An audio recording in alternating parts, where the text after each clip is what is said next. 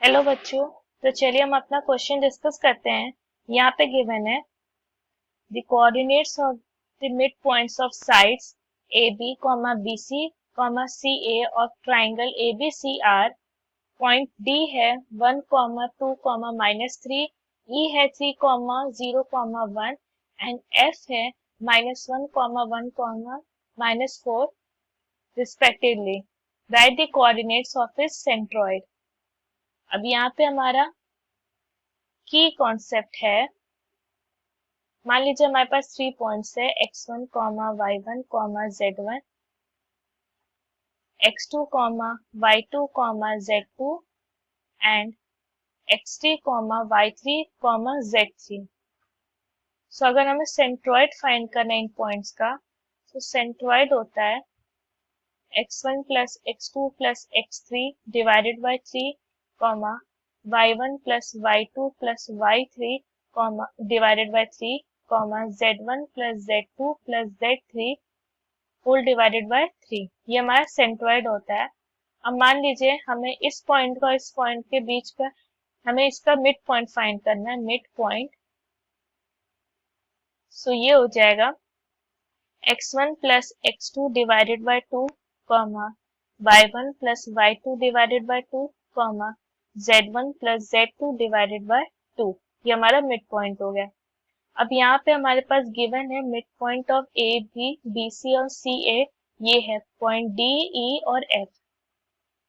सो यहाँ पे हम सपोज करते हैं पॉइंट ए हमारा है x1, y1, z1, point B है x2, y2, z2 और पॉइंट सी है x3, y3, z3। सो यहाँ पे अब पॉइंट डी हमारा होगा, हमारा पॉइंट डी है 1,2, -3। इसकी वैल्यू हो जाएगी इससे x1 plus x2 divided by 2,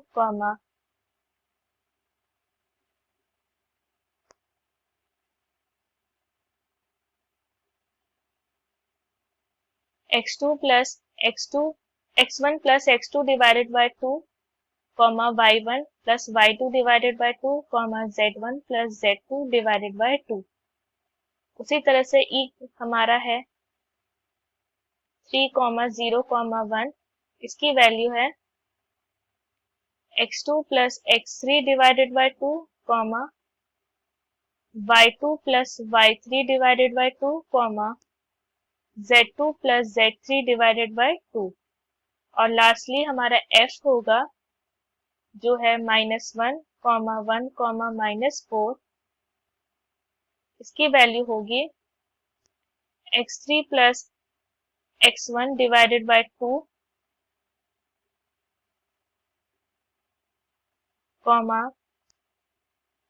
y3 plus y1 divided by 2, z3 plus z1 divided by 2। ये सारे हमारे इस तरह से हमने इसको पॉइंट्स को लिख लिया। अब यहाँ पे सपोज करते हैं लेट हमारा जो सेंट्रॉइड है, सेंट्रॉइड वो होगा ए बी सी।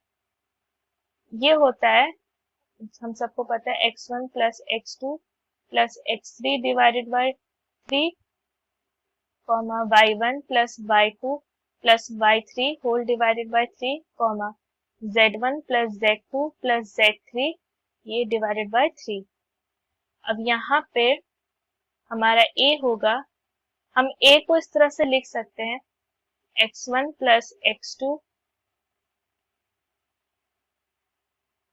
a को हम लिख सकते हैं x1 plus x2 divided by 2 plus x2 plus x3 divided by 2 plus x3 plus x1 divided by 2 whole divided by 3।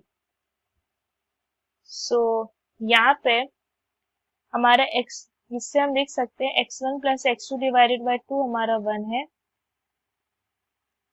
ये 1 हो गया। इसकी वैल्यू 3 है और इसकी वैल्यू -1 है डिवाइडेड बाय 3। सो a की वैल्यू हो जाएगी 3। उसी तरह से हमारा पॉइंट बी हो जाएगा, इसको इस तरह से लिख सकते हैं y1 plus y two divided by two plus y2 plus y three divided by two plus y3 plus y1 divided by two whole divided by three. अब यहाँ पे y1 plus y2 divided by to ये 2 है, y2 plus y3 divided by to 0 है और y3 plus y1 divided by to 1 है। सो ये हो जाएगा हमारा 2 plus 0 plus 1 divided by to, sorry 3। So b की वैल्यू हमारी 1 हो जाएगी। एंड लास्ट में c को हम लिख सकते हैं z1 plus z2 divided by two plus z2 plus z3 divided by two plus z3 plus z1 divided by two whole divided by three. यहाँ पे z1 plus z2 divided by to -3 है, z2 plus z3 divided by to 1 है और z3 plus z1 divided by to हमारा z3 plus z1 divided by to हमारा -4 है। सो ये हो जाएगा -3 प्लस 1 -4 डिवाइडेड बाई 3, इसकी वैल्यू -2 हो गई। सो हम कह सकते हैं हमारा जो सेंट्रॉइड है ए बी सी, इसकी वैल्यू हो जाएगी 1 1 -2। ये हमारा फाइनल आंसर हो गया। I hope the concept is clear. Thank you.